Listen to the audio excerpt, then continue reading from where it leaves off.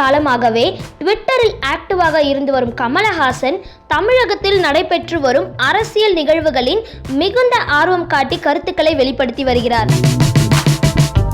சசிகலா தரப்பை மறைமுகமாக சாட்டி வந்த கமல் தற்போது வெளிப்படையாகவே ஓபிஎஸ்க்கு ஆதரவாக குரல் கொடுக்க ஆரம்பித்துள்ளார்.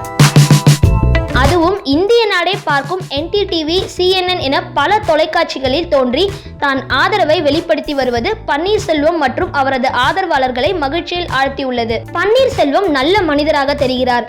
இதுவரை அவர் ஆட்சியில் குற்றம் காணக்கூடிய வகையில் பெரிதாக எதுவும் இல்லை.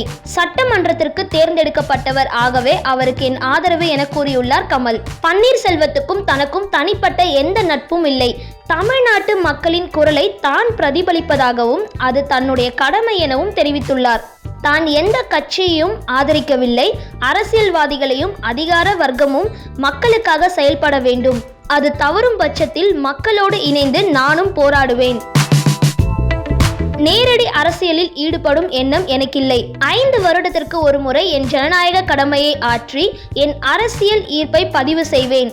ஜெயலலிதாவின் மரணத்திற்கு பின்னர் சசிகலா முதல்வர் பதவிக்கு வரும் முறையைத்தான் நான் எதிர்க்கிறேன். காமராஜர், ராஜாஜி, அண்ணா, எம்ஜிஆர் போன்ற நல்ல தலைவர்களை நாட்டிற்கு தந்த தமிழ்நாட்டின் தற்போதைய நிலை கவலை அளிக்கிறது.